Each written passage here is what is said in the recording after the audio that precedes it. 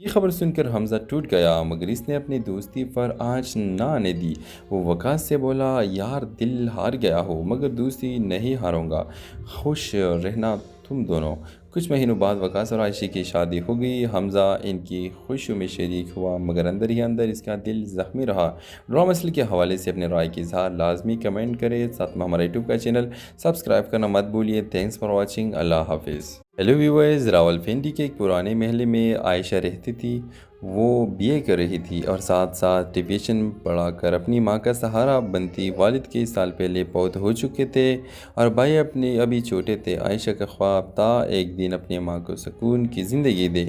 اسی محلے میں وقاص اور حمزہ رہتے تھے، دونوں یونیورسٹی میں کلاس فیلو اور اچھے دوست تھے۔ وقاص سنجیدہ اور پڑھائی میں بہت آگے تھا، جبکہ حمزہ خوش مزاج اور سب کو ہنسانے والا۔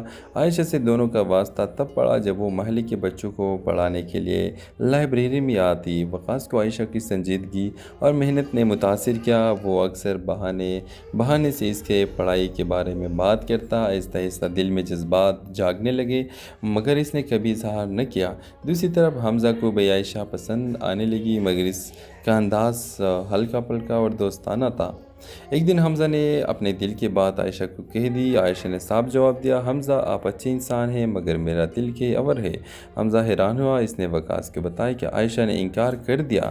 وقاص خاموش ہو گیا مگر اندر ہی اندر سمجھ گیا کہ عائشہ کے الفاظ دراصل اس کے لیے تھے۔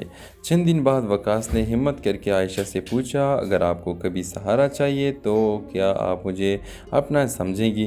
عائشہ کی آنکھوں میں نمی آ گئی۔ اس نے صرف اتنا کہا، میں نے ہمیشہ دعا کی ہے کہ میری زندگی میں کوئی ایسا آئے جو مجھے اور میرے خوابوں کو سمجھے۔ وقاص نے اپنی پڑھائی مکمل کی اور اچھی نوکری حاصل کی۔ کچھ عرصے بعد اس نے اپنے گھر والوں سے عائشہ کا رشتہ مانگا۔ وقاص کے والدین نے شروع میں انکار کیا کیونکہ عائشہ کا تعلق غریب گھرانے سے تھا، مگر وقاص کی اصرار پر آخرکار مان گئے۔ یہ خبر سن کر حمزہ ٹوٹ گیا مگر اس نے اپنی دوستی پر آنچ نہ آنے دی۔ وہ وقاص سے بولا، یار دل ہار گیا ہو مگر دوستی نہیں ہاروں گا، خوش رہنا تم دونوں۔ کچھ مہینوں بعد وقاص اور عائشہ کی شادی ہو گئی۔ حمزہ ان کی خوشیوں میں شریک ہوا مگر اندر ہی اندر اس کا دل زخمی رہا۔